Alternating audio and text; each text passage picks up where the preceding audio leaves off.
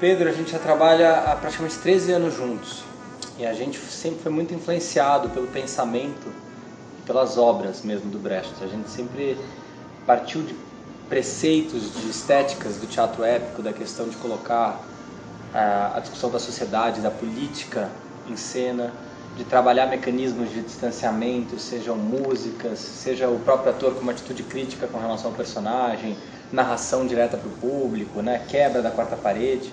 Acho que isso é um grande barato do espetáculo, quando a gente está aqui com o público, que é esse processo de identificação. Estamos falando de nós mesmos.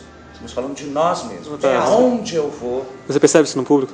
Percebo isso no público, no Que jeito bom. de acompanhar, porque é uma fábula muito direta, né? Essa coisa do teatro didático do Brecht, como a gente costuma chamar, diferente do Círculo de Giz, como eu falei, de uma poética muito sólida. Aqui o que tá em questão é o jogo entre essas figuras, e o texto ele é muito banal, ele é muito cotidiano, são as relações mesmo, é o que está acontecendo como trama, né? E uma trama de suspense, que aí o Pedro, na direção, carcou o pé para que a gente fizesse isso de um jeito mais potente do que o que é colocado na dramaturgia, né? E eu acredito que esses textos sejam um pouco conhecidos porque eles têm um formato fora do padrão, né? Porque são dois textos curtos. Os dois textos são complementares, mas eles são curtos sozinhos. Então eu acredito que as pessoas ouviam aqueles textos que dão 20 minutos, 25 minutos e pensavam, isso não dá para fazer uma peça. Só que os dois textos são complementares, e o que a gente fez foi justamente justapor os dois textos, colocar numa ordem cronológica e temos uma peça de 1 hora.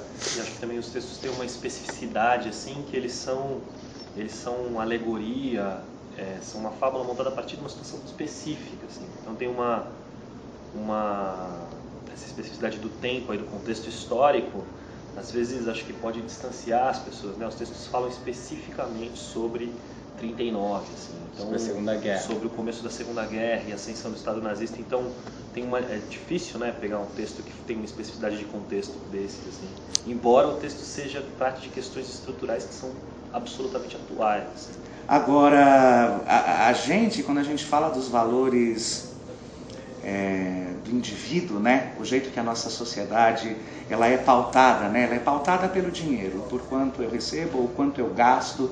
Eu não sou exatamente um cidadão, eu sou um consumidor, né? E acho que esses últimos 10 anos aí, a gente conseguiu verificar bastante isso, né? Quer dizer, você tem uma elevação da qualidade de vida, né? Uma redução da miséria, mas na verdade a gente não está falando de cidadania exatamente, a gente está falando de poder de consumo, né? Então, o tema ele é absolutamente pertinente, não só pertinente, mas urgente, porque o que ele está dizendo é justamente isso, até aonde eu vou por dinheiro, até aonde eu me vendo nas minhas relações comerciais, como artista, por exemplo, até aonde eu banco e o que está em risco, né? Na verdade, a cada contrato que eu assino, a cada acordo que eu faço. Então, ele está dizendo, né, preze pelas relações humanas, preze pela coletividade, preze por algumas coisas que estão hoje em dia na vida cotidiana da gente, uma cidade como São Paulo, absolutamente distantes, né?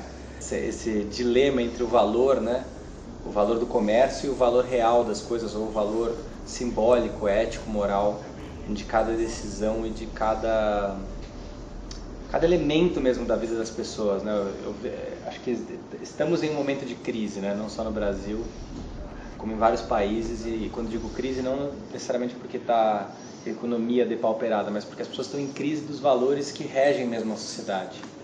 E então o que é interessante é que essa peça, ao lançar perguntas, ela também se atualiza a todo momento, porque ela é uma crítica estrutural, ela não é uma crítica pontual.